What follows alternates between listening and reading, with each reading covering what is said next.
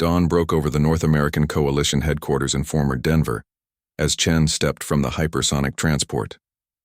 Earth's Unified Response Team, hastily assembled from diplomats, military strategists, and cultural anthropologists, waited anxiously in the command center buried 300 meters beneath the mile-high city's gleaming towers. "You're proposing we disobey a direct order from a vastly superior technological civilization?" Secretary General Okafor's hologram flickered as she addressed the assembled team from UN headquarters. Her expression was grave, lines of exhaustion etched around her eyes after 48 hours of continuous crisis management. Chen placed her palm on the biometric scanner, bringing up the conclave's departing transmission. "With respect, Madam Secretary, I'm proposing we recognize an opportunity where they see only a primitive world to dismiss." The room's holographic display expanded, highlighting key phrases from the conclave's data dump. Resource depletion across 17 star systems, coordinated resettlement initiatives failing, territorial disputes escalating beyond conclave mediation capacity. "They're not just fighting, they're losing," Chen emphasized, manipulating the display to show comparative analysis. "Their conflicts have disturbing similarities to Earth's resource wars of the 2030s. The difference is scale, not type." Dr. Nasir, Earth's leading xenosociologist, nodded in agreement. "Commander Chen's assessment aligns with my analysis. The Conclave's technological superiority has actually hindered their conflict resolution capabilities. When you can build habitats in space or terraform planets, you never develop the skills to share limited resources equitably." Chen moved through the crowded room, feeling the weight of countless eyes upon her. Earth spent centuries learning how to navigate seemingly irreconcilable differences. We've made catastrophic mistakes, but we've also pioneered frameworks for cooperation that these supposedly advanced species have never imagined. "Such as?" challenged General Santiago, his cybernetic eye scanning the conclave's military specifications with poorly concealed alarm. "The new Mediterranean Accords that ended 5 decades of water wars," Chen replied without hesitation. "The Pan-Pacific Resource Sharing Protocols, the Arctic Carbon Sequestration Cooperative. Most importantly, the indigenous knowledge integration that revolutionized sustainability practices across our planet." She pulled up the classified first contact protocols on her neural tablet. "We have what they need, but they're too arrogant to see it. I'm proposing Operation Shared Wisdom, a covert mission to infiltrate these conflict zones, observe firsthand what's happening, and demonstrate Earth's unique value." "And if the conclave catches you?" Okafor asked, her hologram leaning forward. "Then, they'll have to acknowledge us," Chen answered with quiet confidence. "Either way, humanity gets a seat at the galactic table. On our terms, not theirs." The debate raged for 14 hours. Military advisors warned of annihilation if the conclave took offense. Diplomats feared permanent isolation from galactic society. Economists calculated the lost opportunities of technological exchange. Chen listened to them all before delivering her final argument. "The greater risk is doing nothing. The conclave's conflicts are expanding. Sooner or later they'll reach our doorstep, and they'll remember Earth only as that insignificant planet with abundant resources and no meaningful defenses." As midnight approached, Secretary General Okafor made her decision. "Operation Shared Wisdom is approved, but with critical conditions. Official records will show we rejected your proposal, Commander. If captured, you and your team are rogue operators acting against Earth's orders. We cannot risk the entire planet for this gamble." Chen nodded, accepting the burden of deniability. "I'll need volunteers only, people willing to risk everything with no guarantee of return or recognition." To her surprise, every specialist in the room stepped forward. 3 weeks later, Chen stood in the cavernous bay of Earth's first interstellar vessel, the Wayfinder, converted from the research ship that had originally detected the conclave's approach. Engineers swarmed over the craft, integrating stolen conclave technology with human ingenuity. Dr. Amari approached, the neurolinguistics expert's eyes bright with excitement despite the risk of their mission. "The translation matrices have been upgraded with everything we gleaned from the Conclave visit. We should be able to understand at least 8 of the 12 member species without detection. What about the cloaking technology? Chen asked, watching technicians struggle with the alien configurations. It'll work, promised Chief Engineer Takahashi, though his expression suggested less confidence than his words. The adaptive camouflage will mask our approach to any conclave world, but proximity sensors might still detect us if we get closer than high orbit. Then we don't get that close, Chen decided. We observe first, make contact only when absolutely necessary. As midnight approached, 12 volunteer teams, each targeting a different conclave world, gathered for final briefings. They represented Earth's best, conflict resolution specialists, environmental engineers, cultural interpreters, and tactical experts. Chen addressed them with solemn intensity. You all understand the stakes. Official records will show you're acting against orders. If we succeed, Earth gains respect and protection in a dangerous galaxy. If we fail, Earth will disavow all knowledge of our actions. Either way, history will likely forget our names. She paused, studying their determined faces. But we'll know. We'll know that when aliens looked at humanity and saw only primitives, we showed them what humans do best: adapt, cooperate, and turn adversity into opportunity. As the Wayfinder's engines hummed to life, Chen took her command position. Set course for the Neuraxis system. Let's show the galaxy what primitive humans can really do. Hull integrity at 68% and falling, announced Lieutenant Kagawa, her voice steady despite the warning lights bathing the Wayfinder's bridge in crimson. The atmospheric composition is corroding our outer plating faster than simulations predicted. Chen studied the topographical scans of Neuraxis's surface, searching for a viable landing zone away from Trilarian sensor arrays. The crystalline spires of their cities glittered like malevolent gemstones amid vast industrial wastelands. There, she indicated a depression in a mountain range. That ravine should mask our thermal signature and provide natural shielding from orbital scans. Dr. Amari shook her head. Commander, that's less than 20 kilometers from a major Morlac refugee encampment.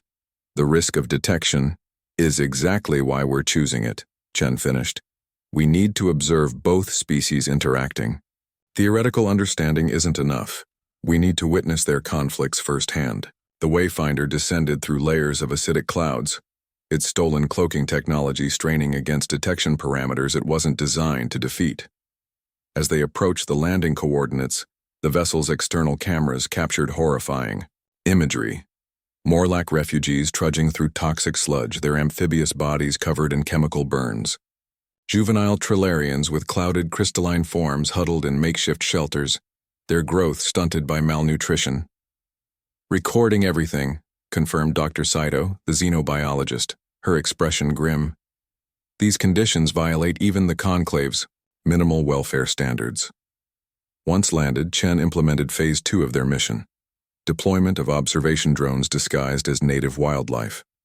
The finger-sized machines scattered into the alien landscape, their organic-looking exteriors, concealing Earth's most advanced surveillance technology. First telemetry incoming, reported Kagawa after 26 tense hours of waiting. Compiling visual feeds now. The holographic display blossomed with dozens of simultaneous streams, Trilarian guards blocking Morlac access to water filtration stations, Morlac resistance fighters sabotaging Trilarian power relays, representatives from both species meeting with conclave mediators whose bored expressions revealed their indifference to the suffering around them. Focus on that negotiation, Chen ordered, indicating a feed showing a conclave diplomat addressing local leaders. The drone's audio receptors strained to capture the conversation through the facility's security barriers. Final determination remains unchanged, the conclave representative was saying, his translator rendering his vibrations into understandable speech. The Trilarian historical claim to extraction rights supersedes Morlac biological necessities. The conclave recommends Morlac relocation to designated habitation zones in the southern hemisphere. A Morlac elder, her skin mottled with stress patterns, raised her voice. The southern waters are dead. Nothing grows there. Nothing can grow there after Trilarian mining operations contaminated the currents, You condemn our children to slow starvation. The conclave mediator made a gesture equivalent to a dismissive shrug. Evolutionary adaptation is necessary for species advancement. The conclave cannot intervene in natural selection processes. There's nothing natural about this, whispered Chen, her hands clenching into fists. They're not mediating, they're managing the conflict to maintain dependency on conclave resources. For 7 more days, the team documented similar patterns across Neuraxis. Each night, they transmitted encrypted data packets to the 11 other human teams scattered across conclave space. The reports confirmed Chen's hypothesis. Despite their technological advancement, the conclave species remained trapped in zero-sum thinking that Earth had painfully evolved beyond. On the 8th day, Chen took her most dangerous step yet. Disguised, using adaptive camouflage technology, she infiltrated a processing facility where Trilarians and Morlax worked in segregated shifts, never interacting despite their mutual dependence on the operation. Posing as a maintenance drone, Chen accessed the facility's central database, downloading centuries of operational records. What she discovered confirmed her suspicions. Production increased by 43% during the brief periods of history when Trilarians and Morlax had cooperated, yet the conclave consistently incentivized separation through their resource allocation policies. They benefit from keeping these species in conflict, Chen explained during that night's secure briefing with her team. Every threat of violence justifies greater conclave presence. Every failed negotiation reinforces conclave authority. On the 13th day, their mission nearly complete, disaster struck. The Wayfinder's cloaking system experienced a momentary power fluctuation, less than 3 seconds of visibility, but enough to trigger a conclave patrol vessel's automated alert protocols. Proximity alarm, Kagawa shouted as the bridge erupted, with warning signals. Conclave security cruiser on intercept course, time to contact 14 minutes. Evasive protocols? Asked the navigation officer, hands poised over the emergency jump coordinates. Chen stood still, mind racing through scenarios and probabilities. Her original mission parameters called for immediate retreat if detected, but the intelligence they'd gathered was too valuable, too paradigm-shifting to risk losing. No, she decided, straightening her uniform. Plot a direct course to intercept the conclave vessel. Stunned silence fell over the bridge. Commander? Amari questioned, certain she'd misheard. Direct intercept would be interpreted as aggression. Not, if we power down all systems except life support and communications, Chen replied, already entering authorization codes into her command console. Prepare our evidence packages for transmission, both to Earth and to the conclave vessel. You're surrendering? Asked Kagawa incredulously. Chen's lips curved into a smile that contained equal parts determination and calculated risk. I'm creating an incident the conclave can't ignore. Sometimes the only way forward is to force your adversary to acknowledge your existence. As the security cruiser's imposing silhouette grew larger on their view screens, Chen broadcast on all conclave frequencies. This is Commander Alara Chen of Earth. We request political asylum and an immediate audience with the Conclave Council. We have evidence that will redraw the political map of this sector. Chen's cell aboard the Conclave security vessel offered no comfort for human physiology. The temperature fluctuated between extremes. The ambient light pulsed at frequencies that induced migraine, and the artificial gravity cycled unpredictably. Standard intimidation tactics, she recognized, designed to weaken resolve before interrogation. 4 days passed before the vessel docked with Harmonia Station. Chen had spent the time in enforced isolation, denied communication with her crew. She used the solitude to refine her strategy, mentally rehearsing arguments tailored to each conclave species' known psychological frameworks. For the hierarchical Trilarians, she would appeal to leadership responsibility. For the communal Morlax, to collective survival. For the individualistic Ardani, to evolutionary advantage. When guards finally came, insectoid Vexens with chitinous exoskeletons and multifaceted eyes, Chen stood calmly despite her weakened state. I request diplomatic protocol status as Earth's representative, she stated, carefully enunciating words for their translation devices. The Vexen guard's mandibles clicked in what might have been amusement. Primitive species hold no diplomatic standing. You are classified as a security risk for processing. They escorted her through Harmonia Station's labyrinthine corridors, deliberately circuitous, Chen noted, to disorient and impress. The station's architecture accommodated radically different physiologies: pressure chambers for deep gravity species, suspension fields for gaseous beings, aquatic tunnels for water breathers. Technological marvels surrounded her, yet Chen noticed the rigid segregation, the careful boundaries between species zones. Integration existed in engineering, but not in culture. Interesting, she murmured, earning a warning prod from her escort. The council chamber's intimidating design, with its towering thrones arranged in hierarchical tiers, was psychological theater, Chen realized. The speaking platform where she was positioned deliberately lowered her sight line, forcing supplication. The overhead illumination cast harsh shadows, making the council members appear more imposing. Even the air carried subtle chemical compounds, designed to induce anxiety in oxygen-breathing species. Chen didn't fight these disadvantages. Instead, she exploited them. When High Counselor Zevex activated the gravitational restraints, pinning her painfully in place, Chen displayed the calculated reaction of a species accustomed to physical limitations. The council noted her resilience with surprise. The primitive showed unexpected adaptation to discomfort. You stand accused of espionage against multiple sovereign conclave worlds, intoned Zevex, his membranes vibrating with formal precision. The penalty is memory erasure or consciousness termination, depending on your neural capacity. Chen had one opportunity to shift the dynamics. Her neural transmitter, disguised as a ceremonial military implant, contained everything. Thousands of hours of documentation, historical Earth conflicts and resolutions, comparative analysis of conclave interventions. The device was keyed to her specific brainwave patterns. Activation required intense concentration on a memorized algorithmic sequence. As Zevex continued listing her violations of conclave law, Chen focused her mind, repeating the activation sequence with mathematical precision. Sweat beaded on her forehead, the only external sign of her internal battle against the restraint's pain. The chamber's holographic systems responded instantly, overwhelmed by the data stream from her transmitter. Thousands of images materialized simultaneously. Trillarian children dying from toxic exposure, Morlac elders sacrificing food rations to Trillarian orphans, secret cooperative communities where both species collaborated despite conclave segregation policies. Your civilizations are dying, Chen stated, her voice steady despite the restraints crushing her human frame. Not from external threats, but from your own inability to recognize mutual dependency.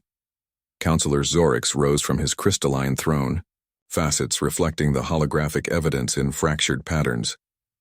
You dare lecture beings who navigated the stars while your ancestors cowered in caves? Yes, Chen replied simply, because sometimes the most valuable perspective comes from those still struggling with problems you've forgotten how to solve.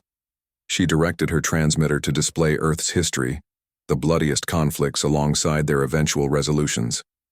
The water accords that transformed resource wars into collaborative management.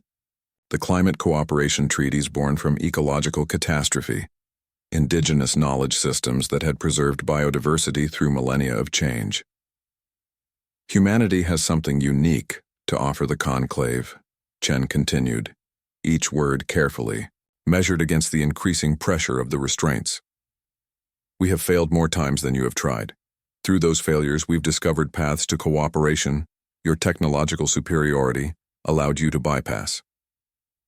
The Council's reaction was swift and predictable. Outraged dismissal calls for immediate punishment. Only Lysera of the Morlacs remained silent, her enormous eyes studying Chen with unreadable intensity. As the votes were cast, 11 for punishment, 1 abstention, Chen recognized the pattern. The conclave's unanimity was its weakness, not its strength. A system that required perfect consensus would always fracture when confronted with unprecedented challenges. The guards dragged Chen from the chamber, her legs barely supporting her after the restraints released. As they approached the detention quadrant, a side corridor suddenly depressurized, forcing her Vexen escorts to shield their breathing apparatuses. In that moment of confusion, Chen felt webbed fingers close around her arm, pulling her into a service passage. "Your evidence regarding Morlack Prime," Lysera whispered, her translator struggling to convey emotional harmonics. "Is survival truly possible through cooperation rather than domination?" Chen met the alien's enormous eyes without flinching. "We've proven it repeatedly throughout our history. Sometimes collaboration is the only evolutionary advantage that matters." Lysera's skin flushed with bioluminescent patterns, an expression Chen couldn't interpret. 30 million Morlack larvae face extinction in the next seasonal cycle. If your human strategies could truly help. She hesitated, vertical membranes blinking rapidly. "I would risk conclave censure to implement them." "Not censure," Chen corrected, sensing the opportunity she'd gambled everything to create. "Just an unauthorized field test. One desperate world willing to try something new." Lysera's gills fluttered in what might have been the Morlack equivalent of nervous laughter. "You have 12 hours before your scheduled memory erasure, human. I can arrange transport to Morlack Prime and a communication blackout to delay the Conclave's awareness of your presence." As the counselor led her toward the diplomatic hangars, Chen allowed herself the first genuine smile since her capture.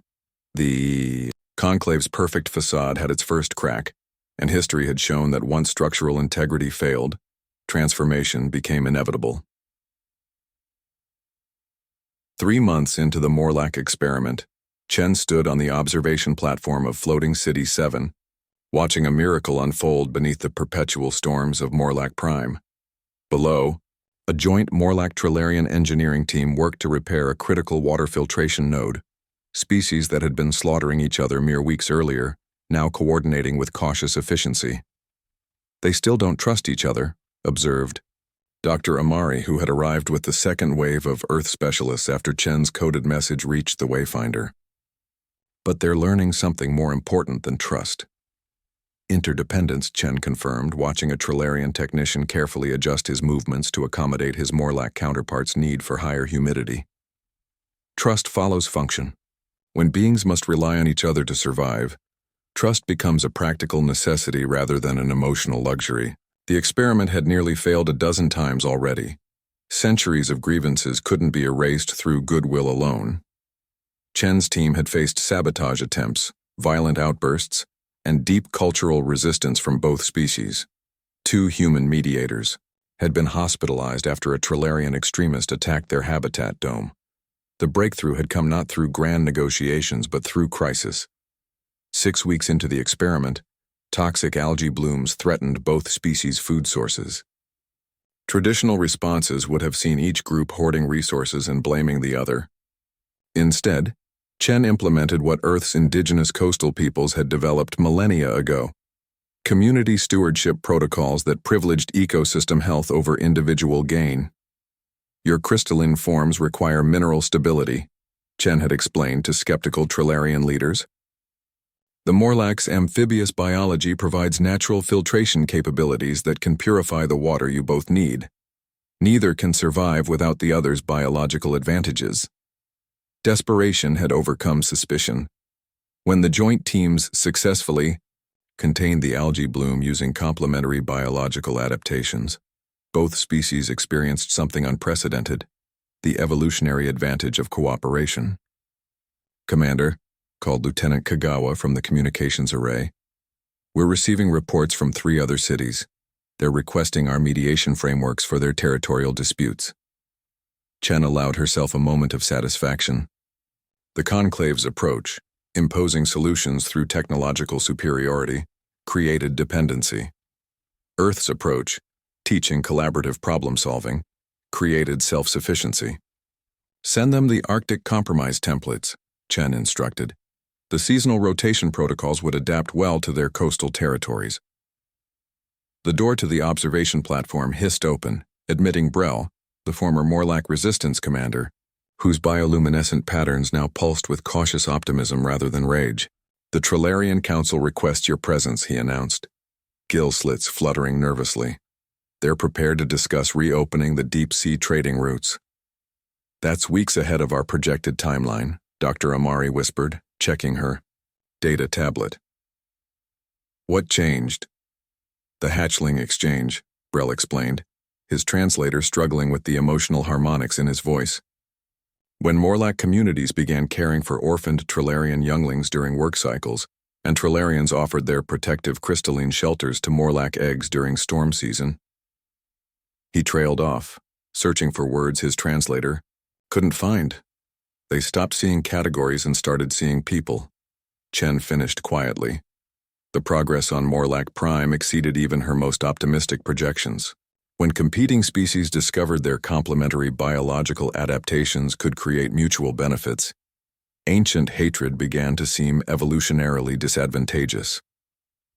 Chen's team had carefully documented every step of the process, both successes and failures, creating a living database of cross-species cooperation frameworks. Each approach was rooted in Earth's historical experiences, but adapted to alien biology and culture. "The Conclave observers have departed," Kagawa reported, monitoring the orbital tracking systems. Their final report classified our progress as temporary anomalous behavior patterns. They've recommended increased security surveillance rather than implementation of our methods. Chen wasn't surprised.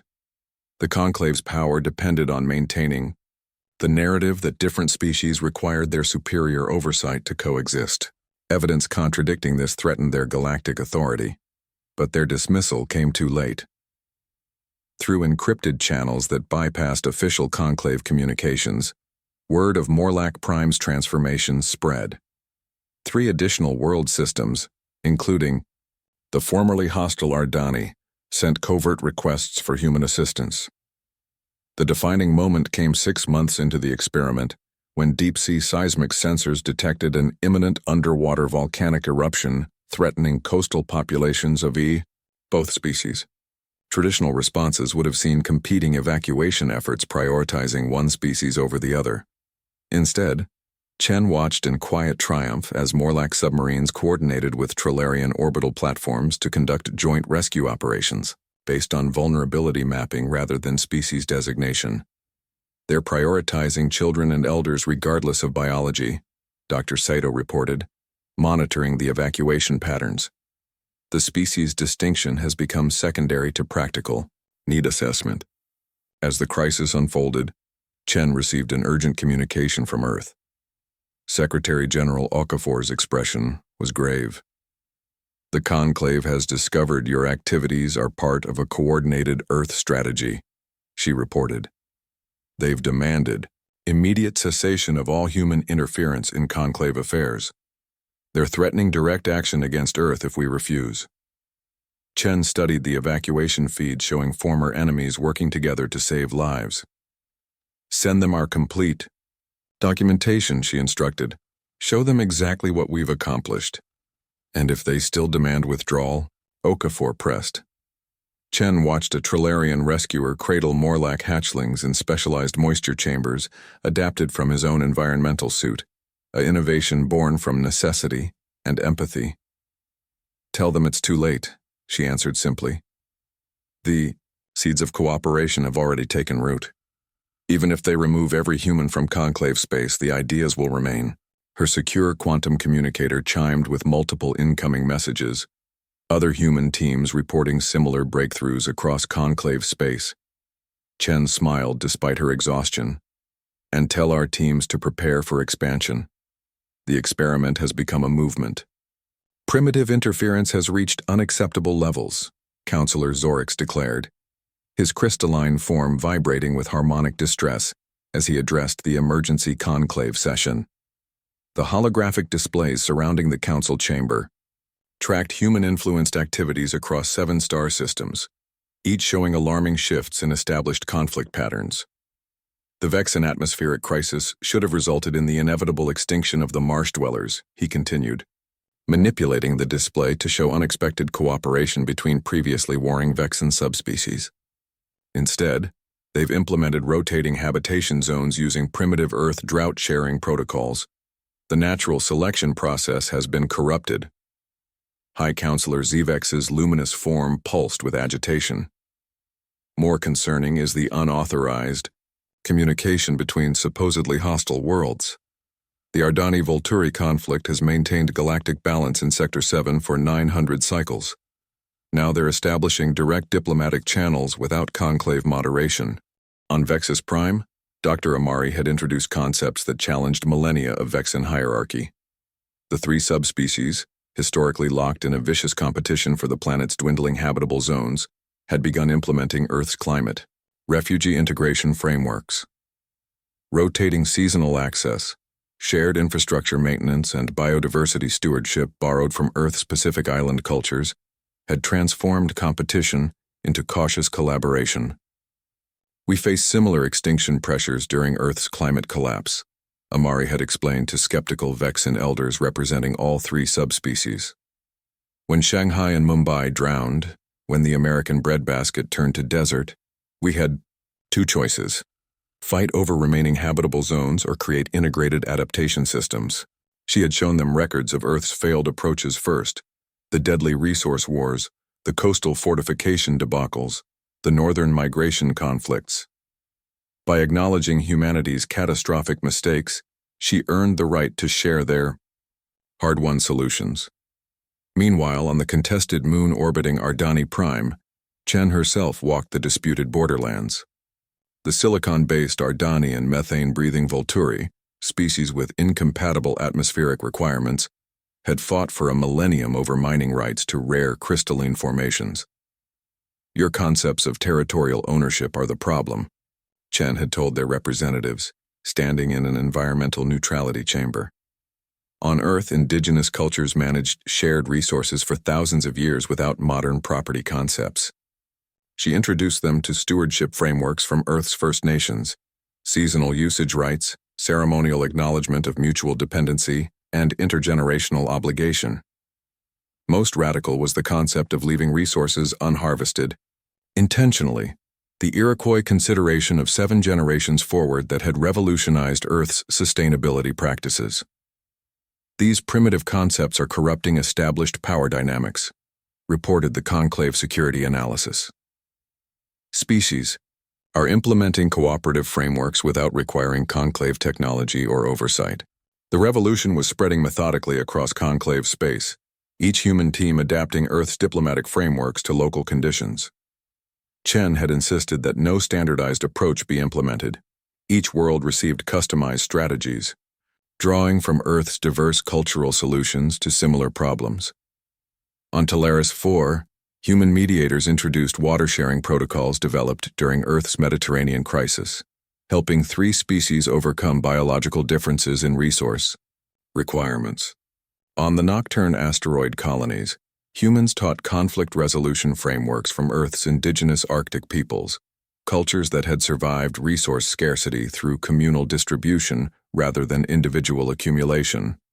Most troubling to the conclave was how these approaches spread beyond direct human contact. Species that had never met humans began implementing Earth-inspired strategies learned from their neighbors. They're bypassing our information controls, Counselor Drav reported, his containment suit hissing with agitation. Unregulated knowledge transfer threatens the Conclave's authority as the sole arbiter of interspecies relations. Only Counselor Lysera, whose Morlack homeworld had been the first to implement human strategies, offered a different perspective. Perhaps we should consider that evolutionary advancement includes cooperation paradigms we haven't explored. The human approaches have reduced resource consumption while increasing production across multiple systems. Blasphemy, accused Xorix. Their primitive notions promote dangerous instability. Species that have struggled for millennia suddenly cooperate without proper evolutionary pressure. The natural order is disrupted. Is it disruption, Lysera questioned quietly, or adaptation to survive resource scarcity that threatens all species equally? As the council debated, Chen met with representatives from 17 worlds in a secure communication hub on Morlack Prime. Unlike the Conclave's hierarchical assembly, this gathering featured no elevated platforms, no dominance architecture. All species participated as equals, despite radical biological differences. The Conclave maintains power by ensuring we remain dependent on their technologies, their resources, and their mediation, Chen explained, addressing the diverse gathering. Earth's approach threatens this arrangement by teaching direct collaboration between different species. A Vexen representative raised her sensory appendages. The Conclave predicts chaos without their oversight. They believe different evolutionary paths make cooperation impossible without superior enforcement. And yet, Chen gestured to the assembled representatives. Here we are, 17 species with different biologies, atmospheric requirements, and sensory systems, communicating without conclave translation matrices or security protocols. And Ardani crystal form vibrated with harmonics of agreement. We've implemented seasonal mining rotations with the Volturi using Earth's indigenous frameworks. Productivity has increased 43%, while reducing territorial conflicts by 60%. Similar reports emerged from across conclave space. The human-inspired approaches weren't merely reducing conflicts, they were increasing resource efficiency, technological innovation, and quality of life across multiple metrics. As the gathering concluded, Chen received an urgent communication from Earth. The message was brief but alarming. Conclave Council has declared all human diplomatic initiatives illegal under galactic law. Enforcement vessels dispatched to all human-influenced worlds. Prepare for immediate extraction. Chen shared the warning with the 17 representatives. Their response shocked her. Instead of fear, they displayed determination. Let them come, declared the Morlack ambassador, his skin flashing with patterns of defiance. We will not return to their managed conflicts and enforced dependencies. 5 worlds immediately pledged to defy the Conclave openly, declaring their intention to continue implementing Earth approaches regardless of consequences. The galaxy's power balance, maintained through technological superiority for millennia, began to shift, not through force or revolution, but through the radical notion that diverse species deserved equal voice in solving shared problems. Chen's isolation cell on Harmonia Station was designed to break sentient resolve through sensory manipulation. The wall shifted colors and patterns known to disrupt cognitive processes in oxygen-breathing species. The ambient temperature fluctuated between extremes precisely calculated to prevent physiological adaptation. Even the artificial gravity cycled, unpredictably, causing waves of nausea whenever Chen began to adjust. Despite these calculated torments, she maintained focus. The Conclave's dramatic show of force, blockading Earth and extracting human mediators from their assignments, revealed their true fear, not of human technology or military capability, but of human ideas spreading beyond their control. Psychological warfare, Chen murmured to herself, tracing equations on the condensation that formed during the cell's cold cycles. Standard intimidation, tactics. She'd studied similar approaches during her UN peacekeeping deployments. The techniques worked against individuals, but ideas, once planted, proved remarkably resistant to intimidation. On the 4th day of her confinement, the cell door dissolved, revealing High Counselor Zevex's luminous form. Behind him stood Zorix and 2 other council members Chen didn't recognize. Your species has been quarantined for its own protection, Zevex announced without preamble. Earth will remain isolated until proper respect for Conclave authority is restored. Chen met his gaze calmly. Interesting choice of words. Quarantine implies containing something contagious. Your primitive interference has destabilized multiple star systems, Zorix accused, his crystalline form vibrating with harmonic rage. 7 worlds now openly defy Conclave directives. 3 others have suspended their treaty obligations pending review. Destabilized? Chen raised an eyebrow. Or democratized? Your reports must show decreased resource conflicts, improved sustainability metrics, reduced mortality rates. Irrelevant, interrupted a methane-breathing counselor, his containment suit hissing with agitation. The Conclave maintains galactic order through carefully calibrated power balances. Your collaborative frameworks disrupt evolutionary pressures necessary for species advancement. Chen recognized the underlying fear in their accusations. The Conclave's authority depended on keeping advanced civilizations separate and dependent on their mediation. Earth's approach, teaching direct cooperation between different species, threatened their fundamental power structure. "You've miscalculated," she told them simply. "Blockading Earth might contain our ships but not our ideas. The frameworks we've introduced are already self-sustaining. The fourth counselor, a silicon-based entity whose natural form resembled flowing glass, moved closer. Then you leave us no choice but memory recalibration.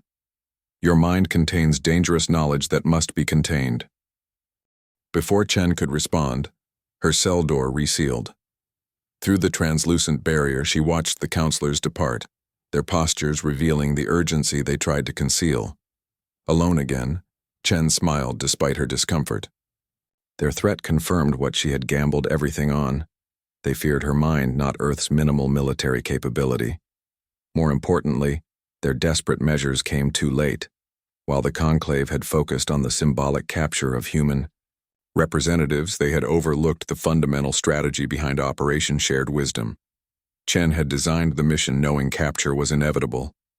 Each human team carried complete databases of Earth's conflict resolution frameworks, cultural adaptation protocols, and collaborative governance models, all embedded in local information networks across Conclave space. On the 7th day of her confinement, as Chen was being escorted to what the guards called cognitive reprocessing, her quantum implant activated unexpectedly. A message flickered across her neural interface, a simple confirmation code from Dr. Amari. Operation Dandelion complete. All seeds dispersed. Throughout Conclave space, at precisely synchronized moments, human teams had released everything: their complete methodologies, training programs, and customized diplomatic frameworks uploaded directly into local information systems. The transmission protocols used indigenous Earth encryption methods unfamiliar to Conclave security algorithms, simple enough to be widely accessible, yet structurally different enough to bypass standard detection. Chen's escorts paused as emergency alerts suddenly blared throughout Harmonia Station. The crystalline Trilarian Guard's communicator vibrated with urgent messages. "What's happening?" demanded the Vexen security officer. "Information breach on multiple systems," the Trilarian reported, his translator struggling with his agitated harmonics. "Human protocols spreading through all communication networks simultaneously." Chen allowed herself a small smile. The Conclave could detain human bodies, but ideas moved at the speed of information. Earth's greatest strength had never been its technology or military power, but its hard-won wisdom, earned through centuries of bloody conflicts and painful reconciliations. That evening, as Chen awaited transfer to a more secure detention facility, her isolation was unexpectedly interrupted. The cell's environmental controls stabilized and a small portion of the wall became transparent, revealing Lysara's amphibious form on the other side. "Your seeds have taken root," the Morlac counselor informed her, voice low and harmonics, muted to avoid detection. "The Conclave has ordered immediate suppression of all Earth-derived protocols, but implementation continues despite their efforts." "Because they're not being imposed from above," Chen explained. "Unlike Conclave directives, Earth's frameworks are being adopted voluntarily because they work." Lysara's skin flushed with bioluminescent patterns, the Morlac equivalent of a conspiratorial smile. "The Trilarian Morlac Cooperative on my homeworld refused Conclave orders to disband. When enforcement vessels threatened orbital bombardment, ships from 6 other Coalition worlds appeared in defensive formation." "Coalition?" Chen questioned, hearing the capital letter in Lysara's pronunciation. "The Planetary Coalition for Collaborative Autonomy," Lysara explained. 7 worlds formally rejecting Conclave oversight in favor of direct cooperation. The first galactic organization built on principles of mutual respect rather than hierarchical control. As the Morlac departed, Chen leaned against her cell wall, exhaustion finally overtaking her. The gamble had paid off. Earth, dismissed as primitive and insignificant, had introduced something the technologically superior conclave had never imagined: the revolutionary idea that different evolutionary paths deserved equal voice in solving shared problems. In her isolation cell, Chen received one final smuggled message from Morlack Prime. The seeds are planted. Earth's greatest export is not a resource or technology. It's hope. Chen's extraction from conclave custody occurred during what would later be called the Harmonia Protest, the first multi-species demonstration in the station's 1,000-year history. Representatives from 17 worlds gathered in the central Commons, their biological differences requiring extraordinary adaptive measures just to breathe the same air. Yet they stood together, a living embodiment of the cooperation principles Earth had introduced. Release the human diplomat, their unified petition demanded. Restore free communication between worlds. When conclave security forces attempted to disperse the gathering, they encountered a form of resistance they had no protocols for: nonviolent non-compliance inspired by Earth's historical civil disobedience movements. Methane breathers linked appendages with silicon-based crystallines. Aquatic species in portable environment suits formed living barriers around photosynthetic sentience. The unprecedented solidarity paralyzed conclave response teams trained only for species-specific control tactics. During the confusion, a small team led by Lysara breached the detention quadrant through maintenance conduits designed for the station's automated systems. Your extraction window is minimal, Lysara informed Chen as they hurried through the narrow passage. The diversion will occupy security forces for 18 minutes at most. I'm not leaving, Chen replied, stopping abruptly. Explain, demanded. Lysara, bioluminescent patterns flashing with alarm. Earth remains blockaded. My departure would change nothing, Chen reasoned. But my continued detention gives the coalition a focusing grievance, a symbolic injustice to rally around. Lysara's enormous eyes blinked with vertical membranes. You would sacrifice your freedom for strategic advantage? I'm more valuable as a symbol than as an active participant now, Chen explained. The frameworks are implemented. The coalition is forming. My role has evolved from actor to catalyst. After intense debate, they compromised. Chen would remain in conclave custody, but with modified detention protocols that allowed limited communication with coalition representatives. The conclave, desperate to maintain appearance of control, agreed to these terms rather than acknowledge they could no longer prevent information exchange between worlds. From her detention chamber, upgraded from a cell to diplomatic quarters, under coalition pressure, Chen observed as her vision manifested beyond her wildest expectations. What conclave historians would later call the diversity revolution spread from the original 7 worlds to 12, then 17, then 23. The newly formed planetary coalition implemented governance structures unlike anything the galaxy had seen. Rotating leadership councils where biological differences were treated as consultative strengths rather than barriers. Consensus-based decision-making adapted from Earth's indigenous circle practices. The radical notion that different evolutionary paths deserved equal voice in matters affecting shared space. The Ardani-Volturi Accord has formalized seasonal resource sharing, reported Katal, a Vexan atmospheric engineer who had become Chen's primary information source.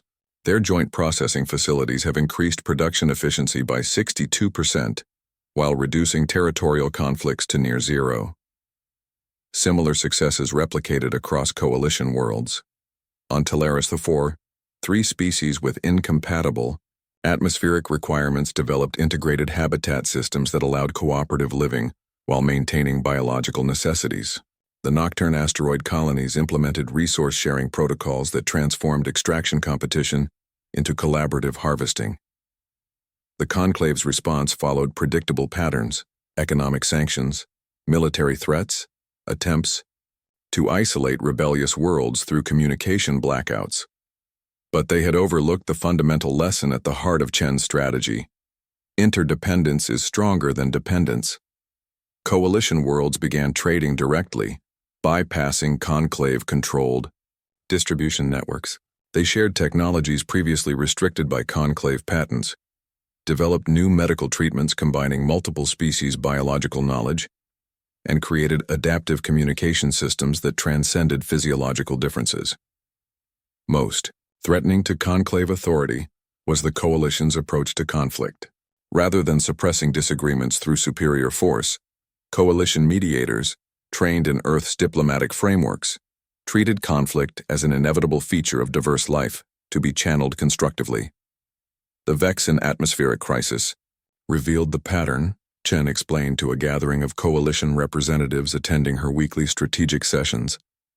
When competing needs are acknowledged openly rather than forced into artificial harmony, creative solutions emerge from the tension itself. The defining moment came 8 months after Earth's quarantine began. The Conclave, desperate to reassert control, dispatched an enforcement fleet to blockade Morlack Prime, the heart of the Coalition movement. They expected submission based on overwhelming technological superiority. Instead, they found themselves surrounded. Ships from 22 Coalition worlds appeared in defensive formation, not firing, not threatening, simply present in unprecedented numbers. The Morlack Prime standoff, as it would become known, lasted 26 days without a shot fired. In a historic subspace transmission witnessed across thousands of worlds, the Coalition offered Earth full membership, the first time in galactic history that an established alliance had invited a primitive world to join as an equal. Even more shocking was Earth's response, a respectful request to join as an observer first, wishing to earn their place through contribution rather than declaration. The galaxy watched in fascination as power dynamics millennia in the making began to shift. Species long dismissed as evolutionarily inferior demonstrated sophisticated governance. Biological differences previously seen as barriers to cooperation became sources of innovative solutions. From her diplomatic detention chamber, Chen watched the transformation with quiet satisfaction. The Conclave underestimated Earth's potential, she told Lysara during one of their regular strategy sessions. They measured advancement solely through technology, failing to recognize humanity's true evolutionary advantage, our capacity to learn from failure, to find strength in diversity, and to reimagine cooperation in the face of seemingly impossible differences.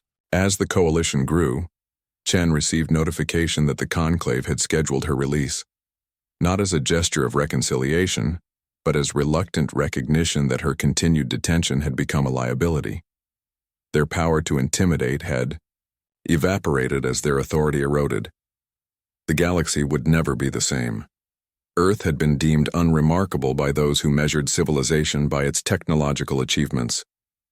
They had failed to recognize that humanity's greatest innovation wasn't stored in machines, but in methodologies of cooperation forged through centuries of conflict and reconciliation. 5 years after Commander Alara Chen's unauthorized mission, delegates from 32 worlds gathered on Earth for the first Galactic Cooperation Summit. The planet once deemed primitive had transformed from galactic afterthought to neutral ground, where ancient enemies could meet as potential allies. Earth's atmosphere required significant adaptation for most attendees. Crystalline Trilarians needed specialized pressure chambers. Methane-breathing Volturi required environmental suits. Photosynthetic Ardani constructed temporary light-processing habitats. Yet these accommodations weren't viewed as burdens, but as symbols of the new galactic philosophy. Biological differences weren't barriers but opportunities for creative adaptation. The summit's location, the repurposed United Nations complex in New Geneva, held symbolic significance. The chamber where Earth's nations had once struggled toward unity now hosted beings from across the galaxy pursuing the same elusive goal. Chen, now Earth's ambassador to the stars, entered the chamber to thunderous applause, a sound produced by dozens of different biological mechanisms, from Trilarian crystal vibrations to Morlack gill membrane undulations. She still moved with military precision, though 5 years of diplomatic service had softened her edges. Distinguished representatives, she began, her words simultaneously translated into 27 different communication forms. We gather, not as separate species but as fellow travelers in a universe that challenges all our assumptions. Unlike traditional diplomatic gatherings, Chen opened the proceedings not with grand declarations, but with a humble acknowledgement. We come to this moment not because humans are exceptional, but because we've learned from being exceptionally flawed. Earth doesn't offer utopia. We offer thousands of years of documented failures and hard-won successes in the struggle to coexist despite our differences. The galactic concordat that emerged from the 3-week summit reimagined interstellar relations. The rigid hierarchy of the conclave gave way to a flexible network of associations where biological differences were recognized as sources of innovation rather than division. The traditional galactic governance model assumed that advanced civilizations must be homogeneous, explained Dr. Amari during her presentation on comparative governance. Earth's history proved otherwise. Our greatest advancements came not despite our differences, but because of them. Most revolutionary was the concordat's approach to conflict, not as something to be suppressed through force or technology, but as an inevitable feature of diverse life to be channeled constructively. Earth's historical peace processes, from indigenous circle practices to modern international frameworks, became templates adapted for interstellar application. Conflict itself isn't harmful, Chen explained to a working group struggling with resource allocation protocols. It's how we respond to conflict that determines whether it becomes destructive or generative. Earth learned this lesson through centuries of bloodshed. The summit faced its greatest crisis when 3 conclave loyalist worlds threatened withdrawal over proposed technology-sharing provisions. Traditional diplomatic responses would have sought compromise or concession.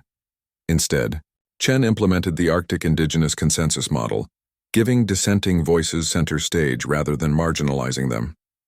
Your concerns aren't obstacles to our process, but essential contributions, she told the conclave representatives, inviting them to lead a 3-day examination of their objections. The resulting protocols, strengthened rather than weakened, by the critical analysis won unanimous approval. As the summit concluded, the remnants of the once mighty conclave requested admission to the new galactic community. Their representatives were welcomed, not as leaders but as equals with valuable perspectives to contribute. The transition wasn't seamless. Centuries of hierarchical thinking couldn't be undone in weeks. But the foundation was laid for a fundamentally different approach to galactic governance. 6 months after the summit, Chen stood on the observation deck of the newly commissioned Earth diplomatic vessel Harmony, watching the first joint scientific expedition prepare for departure. The mission, studying a stellar phenomenon affecting multiple worlds, included specialists from 23 species, including former enemies whose ancestors had waged war for millennia.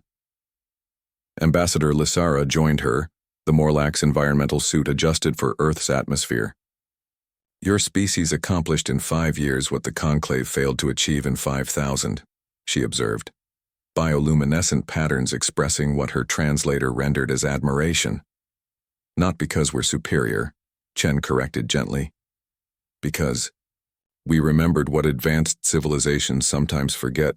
Progress comes from cooperation, not dominance. The scientific vessel's launch drew their attention, a moment of quiet technological beauty as it rose through Earth's atmosphere. But Chen found her gaze drawn instead to the preparation area, where the next expedition team was gathering. A young Trilarian crystalline was describing complex navigational calculations to an attentive Morlac oceanographer, their biological differences forgotten in shared intellectual excitement. That, Chen said, pointing to the spontaneous collaboration, is humanity's true contribution to galactic society. Not our technology or resources, but the reminder that different doesn't mean incompatible. As Earth's sun set behind them, casting the observation deck in golden light, Chen reflected on humanity's unlikely journey from galactic afterthought to architects of a new cosmic order. Earth had been dismissed by those who measured advancement solely through technology, failing to recognize humanity's true evolutionary advantage, the capacity to learn from failure, to find strength in diversity, and to reimagine cooperation. In the face of seemingly impossible differences, humanity hadn't conquered the stars with superior weapons or technology. They had done something far more revolutionary. They had made the stars work together. The conclave had underestimated Earth's potential, dismissing a species still struggling with its own planetary conflicts. They hadn't recognized that this very struggle had given humanity its greatest strength, the hard-won wisdom that cooperation isn't merely an ideal to aspire to, but a practical necessity for survival in a universe of finite resources and infinite differences. As the stars emerged above Earth's atmosphere, Chen smiled at the elegant simplicity of it all. In the end, humanity's greatest export wasn't a resource or a technology. It was hope.